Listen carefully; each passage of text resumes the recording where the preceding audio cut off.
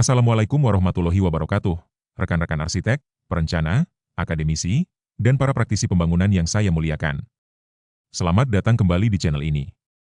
Saat ini, kita tidak hanya akan bicara soal teknik menggambar atau tren estetika, melainkan sebuah filosofi mendalam bertajuk The Blueprint of Light, arsitek yang bermanfaat. Seringkali kita terjebak pada pertanyaan, seberapa megah bangunan yang bisa kita buat? Namun, jarang sekali kita bertanya, seberapa besar manfaat yang ditinggalkan bangunan itu saat kita tiada. Hari ini, kita akan membedah bagaimana mengintegrasikan niat, kemaslahatan, profesionalisme, dan keberlanjutan ke dalam setiap garis desain kita. Sebagai perencana, kita bukan sekadar membangun struktur beton, melainkan sedang mengukir peradaban dan membangun keabadian melalui karya yang bermanfaat. Mari kita jadikan setiap proses perencanaan ini berbasis pada ilmu, data, dan nilai-nilai luhur. Lantas, bagaimana kita mendefinisikan ulang peran kita di era yang serba cepat ini? Mari kita lihat paradigma baru kita di halaman berikutnya. Menjadi arsitek di masa kini menuntut kita untuk menjadi lebih dari sekadar tukang gambar yang mengejar bentuk fisik atau estetika komersial semata. Garis yang kita tarik di atas kertas atau layar digital memiliki bobot moral yang besar.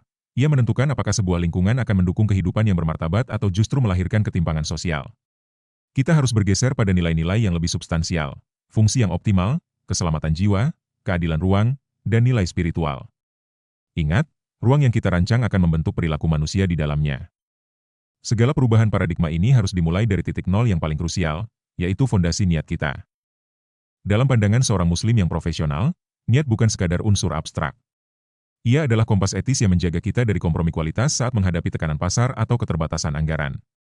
Bayangkan jika desain yang kita buat, entah itu masjid, rumah sakit, sekolah, atau fasilitas publik, dirancang dengan presisi dan material yang awet agar bisa digunakan lintas generasi.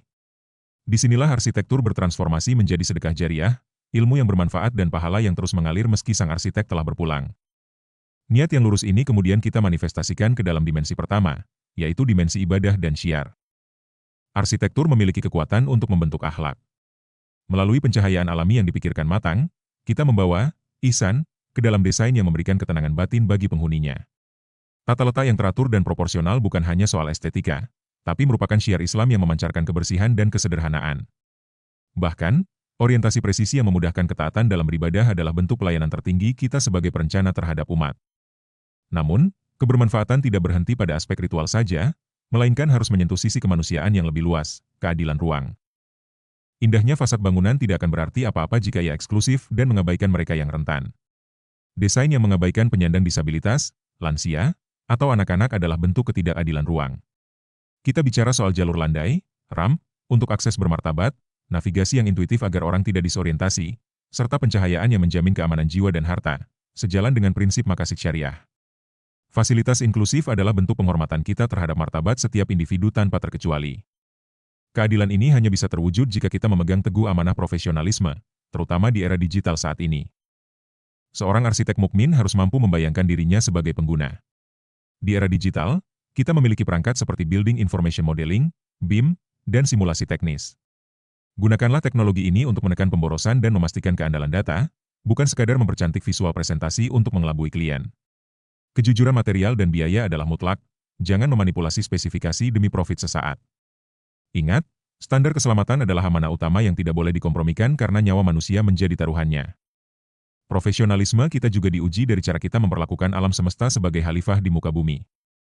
Sebagai khalifah, kita memiliki mandat untuk menjaga keseimbangan ekosistem.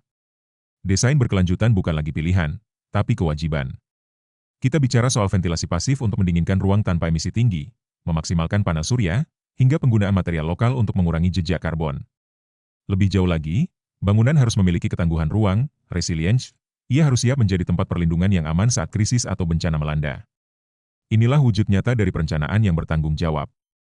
Dalam menjaga bumi, kita juga harus menjaga hati dari sifat berlebihan.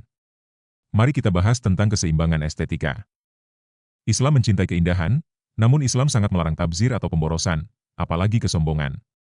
Ada jalan tengah yang harus kita tempuh, antara utilitarian yang kaku dan dingin, dengan estetika berlebihan yang hanya memuaskan ego dan membuang material. Bangunan ideal adalah yang elok secara proporsional, efisien namun elegan, serta mampu memuliakan manusia dan menenangkan jiwa tanpa harus memaksakan kekaguman yang semu. Untuk memudahkan kita mengevaluasi diri, saya telah menyusun matriks perbandingan antara arsitek konvensional dan arsitek bermanfaat. Mari kita jujur pada diri sendiri. Apakah fokus utama kita masih pada profit maksimal dan portofolio ego untuk klien eksklusif? Jika ya, itu adalah karakteristik arsitek konvensional yang menganggap bangunan sebagai komoditas fisik yang nilainya akan menyusut. Namun, arsitek yang bermanfaat fokus pada kemaslahatan umat, inklusivitas, dan amanah ekologis.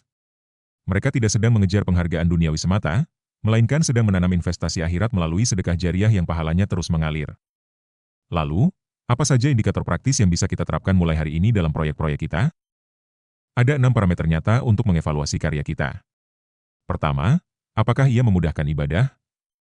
Kedua, apakah aman digunakan tanpa kompromi keselamatan? Ketiga, apakah ada keadilan akses bagi difabel?